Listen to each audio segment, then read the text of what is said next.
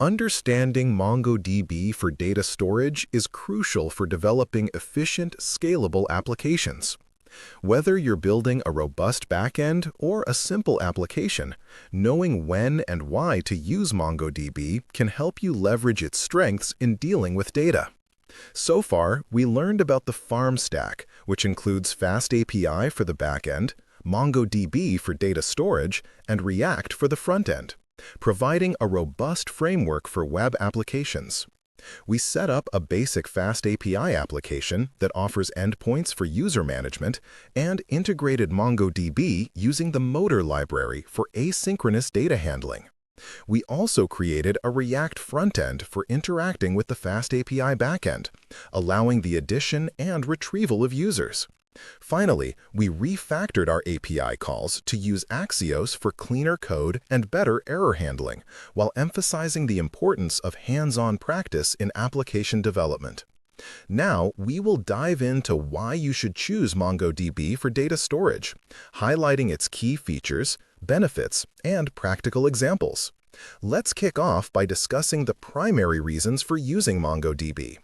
First and foremost, it's a NoSQL database, meaning it doesn't use a traditional structured schema like relational databases. This flexibility allows you to store unstructured or semi-structured data without being confined to a predetermined format. In the world of modern applications, where data formats can evolve rapidly, MongoDB gives you the freedom to adapt your data structure as needed. Imagine you're developing a social media application. You might have users who post text updates, images, and videos, each of which has varying metadata. Instead of trying to force these different types of data into a single schema, MongoDB allows you to store each user's data in a dynamic document format, making it easier to accommodate varying requirements. The figure titled Key Features of MongoDB for Data Storage presents a horizontal bar chart showing 5 features and their importance on a 1 to 10 scale. Flexibility, rated at 9, scalability at 8, querying capability, also at 9, community support at 7, and document model at 8. Now, each of these features is shown with a distinct horizontal bar, and you can see the numeric importance value clearly displayed at the end of each bar. On the x-axis, we have labeled Importance, 1 to 10 scale. It's pretty interesting to note that flexibility and querying capability are scoring the highest at 9, which means they are viewed as the strongest and most critical aspects of MongoDB. Scalability and the document model follow closely behind at 8, indicating solid value for managing large datasets and representing data as documents. Community support, while still positive, is slightly lower at 7. It's the least emphasized among the 5. Now, from these values, we can draw some practical conclusions.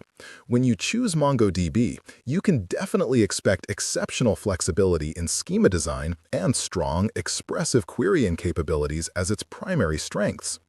The document model and its horizontal scalability are, well, also robust features that make MongoDB a great fit for distributed and evolving applications.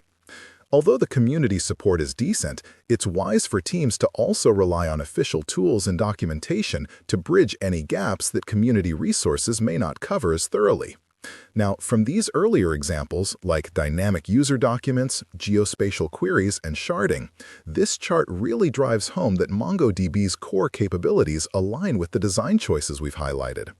Now, favor those document-centric models, make the most of those rich query operators, and use sharding patterns for scalable growth while, keeping in mind to incorporate all available tooling to complement where community resources may be comparatively less emphasized.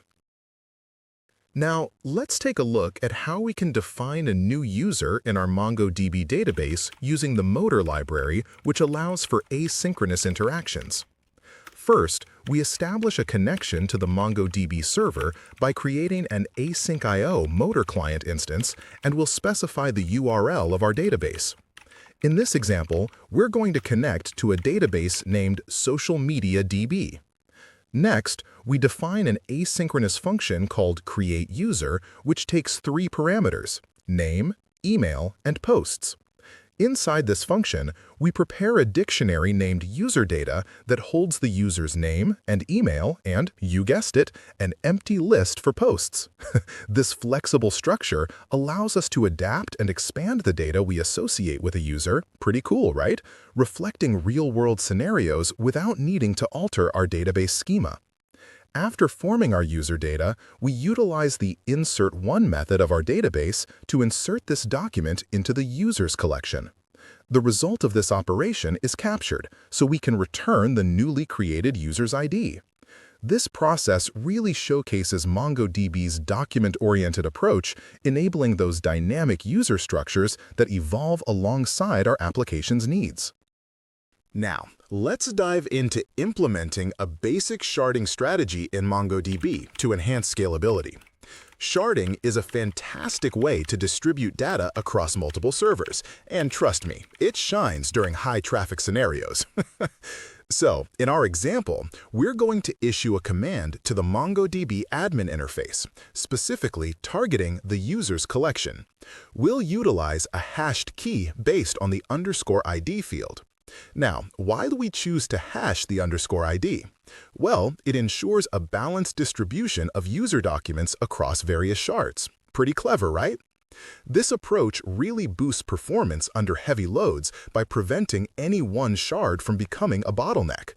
When sharding kicks in, MongoDB takes care of routing queries to the right shards, which means seamless data access for us. The command itself isn't just a series of text. It represents a conceptual framework, illustrating how straightforward it is to partition your data effectively. So, remember, this code snippet is more than just a command. It's a vital strategy for managing large datasets, giving us the robustness and responsiveness we need in applications like e-commerce platforms or social media networks, especially when performance during peak usage is absolutely crucial. Now, let's explore how we can implement a function to retrieve users based on the number of posts they have. We'll define an asynchronous function named getUsersWithPost, which takes a single parameter, posts count. Inside this function, we will use the MongoDB find method to filter user documents that have a specific number of posts, making use of the powerful this operator. This operator is quite handy because it allows us to intuitively evaluate the size of an array, in this case, the posts array for each user. Once the query runs, we convert the cursor to a list using the toList method, resulting in a straightforward collection of users that match our criteria. Now, one of the real advantages of using asynchronous operations with await is that it keeps the application responsive, even when we're dealing with large data sets. Finally, the function returns this list of users, which can be utilized in various parts of the application logic, whether that's displaying results on the front end or processing them for additional functionalities. This example beautifully illustrates the simplicity and effectiveness of MongoDB's querying capabilities, reinforcing its benefits over traditional SQL approaches. Now, let's see how we can implement a user schema using Mongoose, a powerful object document mapper from MongoDB in Node.js. In the code, we begin by importing the Mongoose library, which is essential for setting up our data models. Next, we define a user schema. This schema encapsulates the structure of a user document and includes fields for name, email, and an array of posts. Think of this schema as a blueprint for our data, ensuring that every user created conforms to this defined structure. Once the schema is established, we create a user model from it, allowing us to interact with the corresponding Mongo database effortlessly. Now, the code then proceeds to define a function called createUser, which accepts parameters for name, email, and posts. Inside this asynchronous function, we instantiate a new user object based on the details provided, and we employ the save method to store it in the database. This approach abstracts much of the underlying complexity of interacting with the database, enabling developers to focus on building application logic without getting bogged down by the intricacies of database management.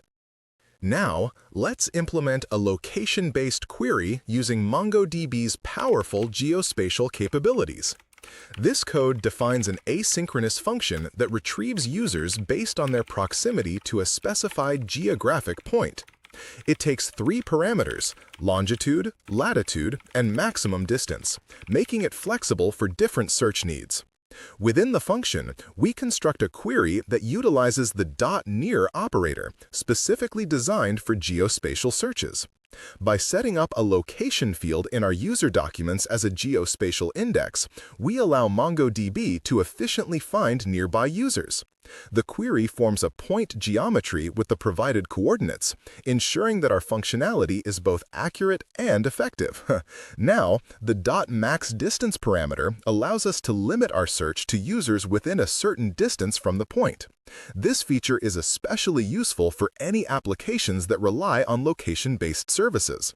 Finally, we execute the query asynchronously by calling toList, which returns all matching users.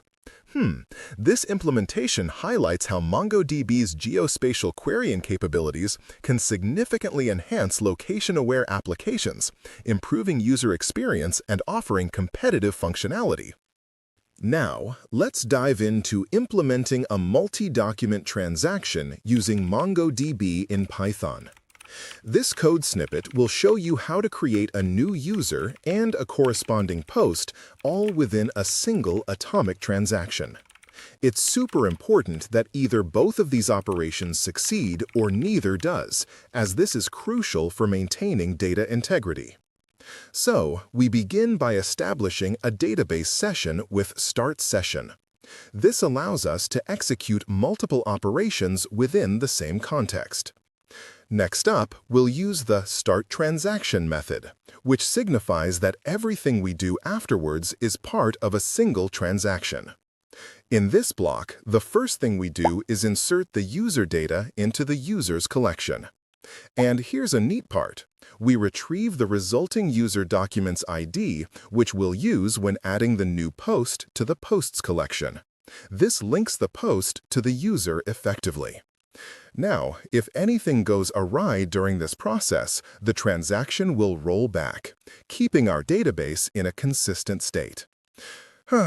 This feature is especially useful in applications where multiple related changes need to be treated as a single unit of work. It's a great demonstration of MongoDB's capability to manage data relationships while still being flexible. In conclusion, MongoDB's flexibility, scalability, powerful querying capabilities, and supportive ecosystem truly make it an excellent choice for a variety of application types, whether you're building a simple web app, a massive enterprise solution, or anything in between. As we venture further into the development realm, I encourage you to really dive in and practice integrating MongoDB into your projects. Explore its advanced features and see what creative solutions you can come up with. This lesson has equipped you with a solid understanding of why MongoDB is such a robust option for data storage in modern applications. So, roll up your sleeves and start experimenting with MongoDB in your applications. Your journey into full-stack development with FastAPI, React, and MongoDB awaits you. Happy coding!